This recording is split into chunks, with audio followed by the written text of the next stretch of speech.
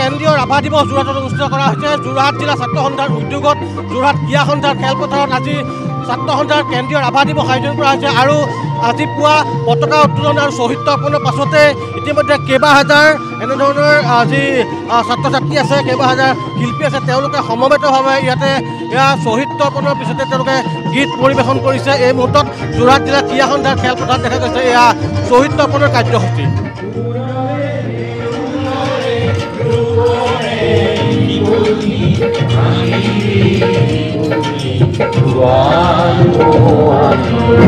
Pujari,